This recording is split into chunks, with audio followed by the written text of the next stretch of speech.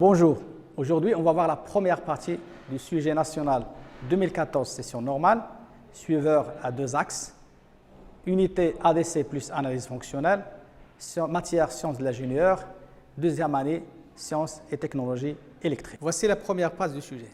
Elle comporte la présentation de l'épreuve, l'année, la session, la matière, la filière, la durée, le coefficient, la note globale, et aussi des conseils et des directives aux candidats.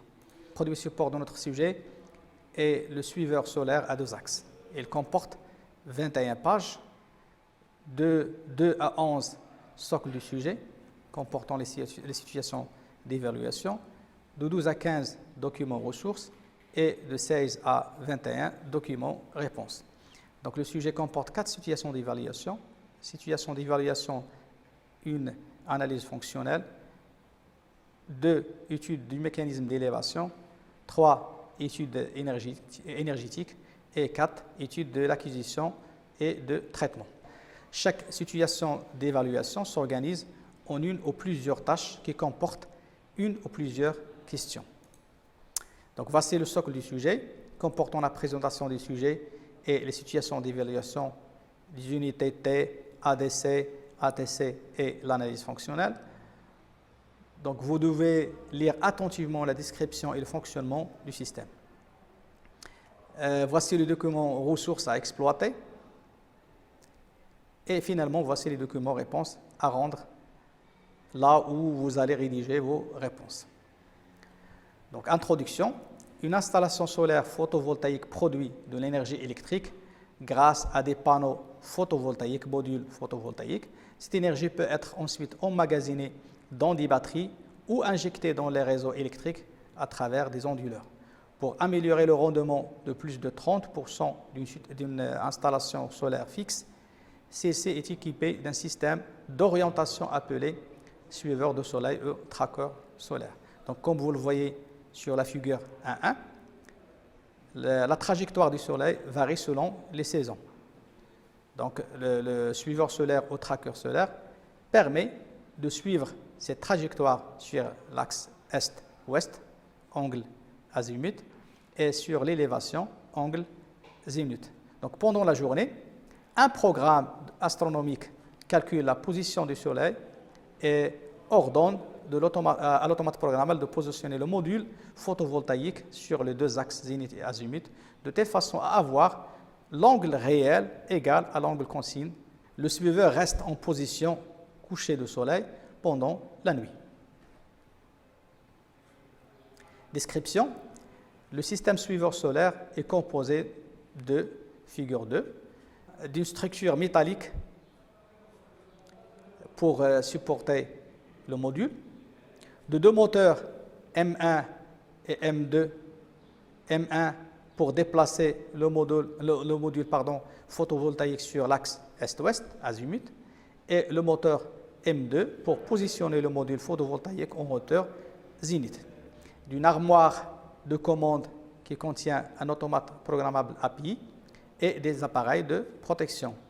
D'une armoire contenant les onduleurs et bien sûr des capteurs de détection suivant les angles zénith et azimut. Et finalement, un capteur de détection de vent, anémomètre. Fonctionnement.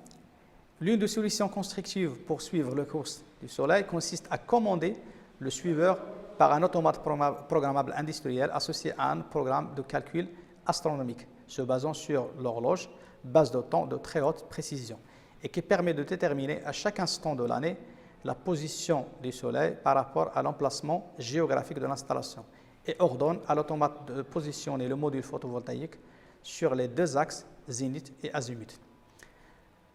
Lors d'un vent violent, le module photovoltaïque prend une position horizontale de sécurité. L'alimentation du système suiveur est assurée à la fois par le module photovoltaïque à travers des onduleurs triphasés et aussi par le réseau électrique triphasé 400 volts 50 Hz. Donc un onduleur qui permet de, bien sûr, transformer l'énergie électrique continue en énergie électrique triphasée. Donc voici la position normale et voici la position de sécurité lorsque la vitesse du vent est supérieure à 72 km/h. Situation d'évaluation 1, analyse fonctionnelle, expression de besoin. Complétez le diagramme Beta-Korn. Vous savez que pour énoncer le besoin, on utilise l'outil Beta-Korn. Donc, pour utiliser l'outil Beta-Korn, il faut répondre à 3 questions. Donc, à qui le système rend-il service? La première question. Sur quoi agit-il? La deuxième question. Et la troisième, dans quel but? Donc, notre produit support d'aujourd'hui, bien sûr, c'est le suiveur solaire. À qui rend-il service? À l'utilisateur. Sur quoi agit-il? Sur le module photovoltaïque. Et dans quel but? C'est bien sûr orienter automatiquement le module face au soleil. Identification des fonctions. Compléter le diagramme des interactions. Donc ici, on a le diagramme des interactions au diagramme pieuvre. Donc ici, c'est le produit support, notre produit support. Et on a autour des milieux extérieurs. D'accord? Donc lorsqu'on a une relation directe entre le produit support et le milieu extérieur, donc c'est une fonction contrainte. Lorsqu'on a une relation entre deux milieux extérieurs à travers le produit support, donc c'est une fonction principale. Donc le diagramme des interactions permet de déterminer ces fonctions de service, à savoir les fonctions principales et les fonctions contraintes. Donc la première fonction, orienter automatiquement le module photovoltaïque face au soleil. Donc vous voyez ici, on a deux milieux extérieurs, module photovoltaïque et soleil. Donc c'est une fonction principale entre module photovoltaïque et le soleil. Deuxièmement, placer le module photovoltaïque en position horizontale de sécurité en cas de vent violent. Toujours ici, vous avez le module photovoltaïque et le vent, donc deux milieux extérieurs. Donc c'est une fonction principale 2. Être alimenté par le module photovoltaïque, donc ici on a une relation directe entre le produit support et le module photovoltaïque, donc c'est une fonction contrainte. Et finalement, être alimenté par le réseau électrique, la même chose, une relation directe entre le réseau et le produit support, donc c'est une fonction contrainte. Calcul de la consommation du système suiveur. Le suiveur, lors du déplacement du module photovoltaïque, absorbe de l'énergie électrique. Ensuite, connaître le pourcentage de cette consommation par rapport à l'énergie produite par le module photovoltaïque par jour d'ensoleillement. Dans le cas d'un module photovoltaïque équipé d'un suiveur et produisant au moyen 128 kWh par jour, l'énergie consommée par le suiveur pendant une année est 100 kWh. Calculer l'énergie consommée par le suiveur pendant un jour en considérant une consommation uniforme pendant 365 jours. Donc on a ici la consommation pendant une année et on désire avoir la consommation pendant un jour. Donc il suffit de diviser 100 kWh par 365. Donc on aura une consommation de 274 Wh. Calculer en pourcent le rapport entre l'énergie consommée par le suiveur et l'énergie électrique produite par le module photovoltaïque par jour d'ensoleillement. Commenter succinctement le résultat obtenu au niveau de la consommation propre du suiveur. Donc ici, on a la consommation qu'on vient de calculer journalier et on a la production de 128 kWh. Donc il suffit de faire le rapport. Donc on aura une valeur de 0,21%. Donc comme vous voyez que la consommation elle est très inférieure comparée à la production. Donc la consommation propre du suiveur est négligeable par rapport à la production du module photovoltaïque. Relevons des facteurs de puissance du suiveur. Le réseau triphasé 230 volts, 400 volts, 50 Hz alimente les deux moteurs triphasés équilibrés dont les caractéristiques sont les suivantes. Pour le moteur M1, moteur pour azimut, puissance utile 0,25 kW, le rendement 69%, facteur de puissance 0,65. Moteur M2, moteur zénith, puissance utile 0,75 kW, rendement 70%, facteur de puissance 0,77. La consommation de l'énergie réactive par les deux moteurs des suiveurs augmente le courant appelé et donc augmente les pertes par effet Joule, d'où l'intérêt de relever le facteur de puissance. Quelle relation existe-t-il entre la tension composée U et la tension simple V en triphasé? Bien sûr que la tension composée est égale à racine 3 fois la tension simple. Donc on aura U égale à racine 3 fois V. Comment sont couplés les enroulements statoriques des deux moteurs M1 et M2? Donc on va voir le document ressource 2. Vous pouvez voir ici dans la caractéristique du moteur qu'il est mentionné M1 triphasé Y. Y, ça veut dire qu'il est couplé en étoile. La même chose pour le moteur M2. Donc le couplage, tout simplement, c'est en étoile. L'intérêt de relever le facteur de puissance d'un récepteur triphasé est d'augmenter la puissance de la charge, diminuer la puissance de la charge, diminuer le courant appelé et donc réduire les pertes par effet Joule.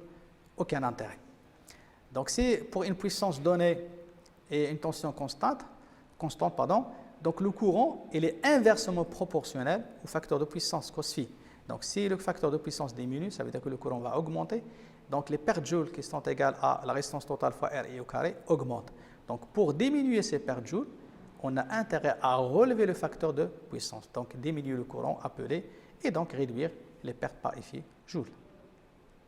Calculer la puissance active P1 et la puissance réactive Q1 consommée par le moteur M1.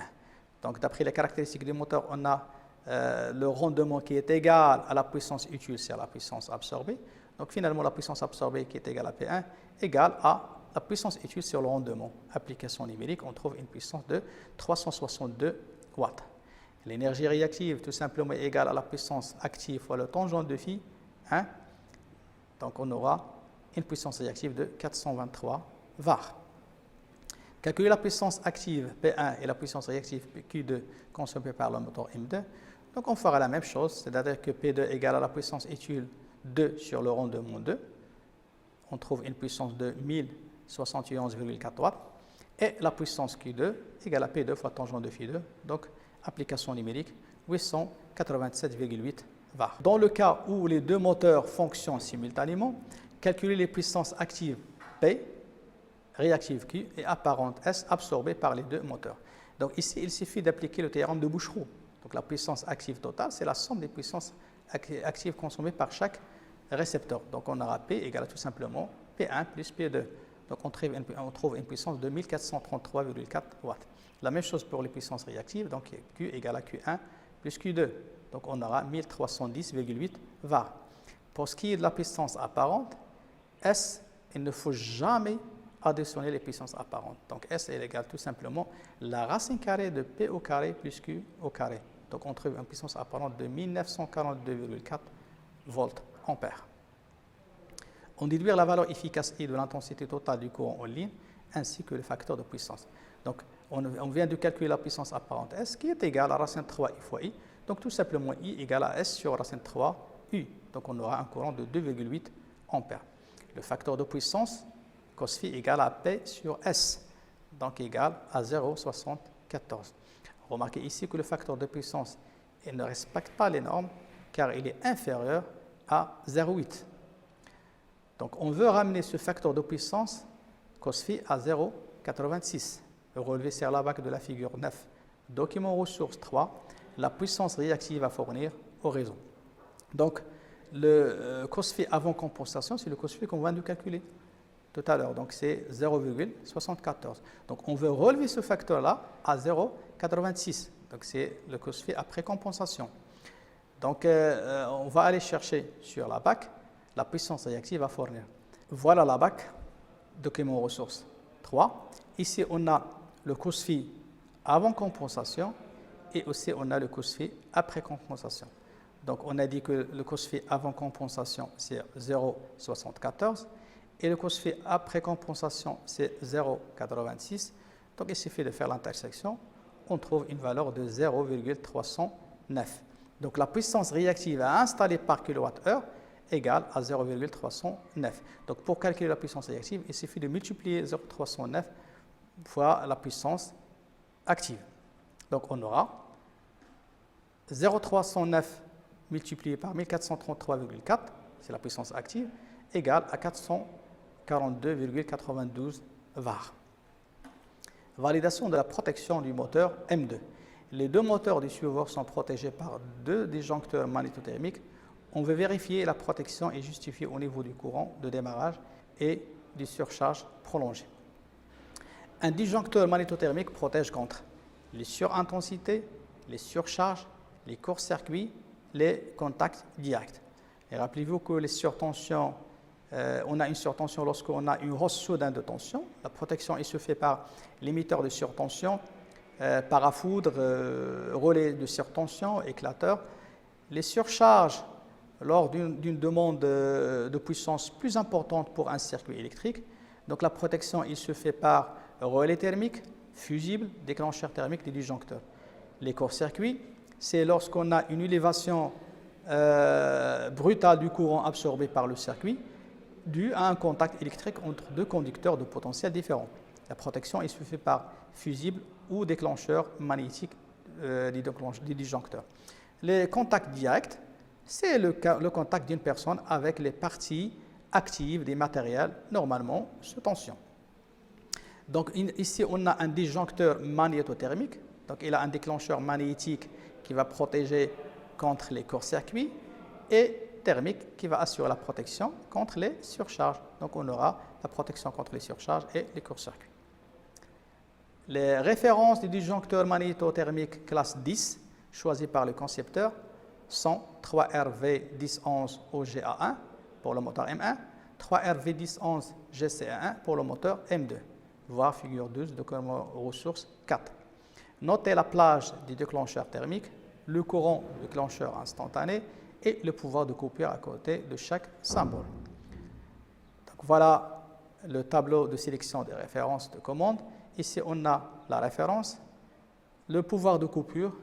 Ici, c'est le déclencheur instantané. Ici, c'est le domaine de réglage du déclencheur thermique ou la plage de réglage du déclencheur thermique. Ici, la puissance du moteur. Et ici, on a le calibre du disjoncteur ou le courant nominal du disjoncteur. Donc, pour le moteur M1, on a la référence du disjoncteur 3V1011 OGA1. Donc, voilà la référence ici. Donc, il suffit de lire la ligne. Donc, ici, on a le pouvoir de coupure égal à 100 kA. Le réglage du déclencheur instantané 13 A. La plage du relais thermique est 0,7 à 1 A. Pour ce qui est du moteur M2, donc la référence 3V1011 1C1, donc la même chose. Le pouvoir de coupure 100 kA. Le courant de déclencheur instantané 33 A. Et la plage de réglage du relais thermique 1,8 à 2,5 A. Quel est le mode de démarrage de chacun des deux moteurs? Donc, on va aller au document ressources 2. D'accord? Vous voyez ici que les deux moteurs sont alimentés directement. Donc, on a un démarrage direct et alimenté par deux contacteurs, c'est-à-dire qu'un démarrage direct, deux sens de marche. Donc, tout simplement, le mode de démarrage est démarrage direct. Donnez le courant de démarrage ID du moteur M2, des init, voire figure 10, document ressource 3. Donc, la puissance du moteur 2 est de 0,75 kW. Ici, on a les puissances. D'accord? Donc, voilà 0,75. Donc, on cherche le courant de démarrage sur le courant nominal. Voilà le courant de démarrage sur le courant nominal. Donc, qui est égal à 4,5. Donc, on aura ID sur UN égale à 4,5. Le courant nominal du moteur égal à peu près 2 ampères, plus précisément 2,01. Donc, le courant nominal égal à 2,01 ampères. D'où on peut tirer la valeur de courant de démarrage. Donc, courant de démarrage égale tout simplement 4,5 fois le courant nominal. Donc, on aura une valeur de 9 ampères. Est-ce que ce courant déclenche le relais magnétique du disjoncteur? Pourquoi? Remarquez qu'on a choisi le courant de réglage du disjoncteur magnétique est M égale à 33. Donc, cette valeur de 9 ampères elle est inférieure à 33, donc ce courant ne déclenchera pas le disjoncteur. Donc non, car ID est inférieur à 33 ampères. Supposons un courant de surcharge IS égale à 15 ampères sur M2. Il dure 5 secondes. Relevé sur le graphe caractéristique temps courant, figure 11, document ressource 4, le temps minimal de déclenchement du relais thermique du disjoncteur est conclu. Donc voilà la caractéristique temps courant. Ici, on a le courant sur la valeur du courant nominal, c'est-à-dire le calibre du disjoncteur. Donc il faut chercher le calibre du disjoncteur. Donc rappelez-vous de la référence du disjoncteur. Donc le calibre, tout simplement, il est ici égal à 2,5 ampères. Donc IN égale à 2,5 ampères. Donc on va calculer ce rapport. IS égale à 15 sur 2,5, on trouve une valeur de 6. Donc, on va aller vers la caractéristique. Donc, 6, il est ici. Remarquez ici qu'on a 3 courbes. D'accord? On a ici la courbe pour charge bipolaire classe 10. Au milieu, charge tripolaire classe 10 et charge tripolaire classe 20. On a ici classe 10 et on a une charge tripolaire. Donc, on va choisir la courbe qui est au milieu. D'accord? Donc, on va placer 6, le rapport. L'intersection avec cette courbe au milieu donne une valeur de 10 secondes. Donc, on a le temps égal à 10 secondes. Donc, la caractéristique temps courant du disjoncteur classe 10, t égale à 10 secondes. Conclusion, bien sûr. Remarquez que ce temps-là, il est inférieur à 5 secondes. Donc, le disjoncteur ne déclenche pas. 5 inférieur à t égale à 10 secondes. Donc, le thermique du disjoncteur ne déclenche pas. Voilà, merci de votre attention. Je vous invite à voir la deuxième partie dans la seconde vidéo. Merci et au revoir.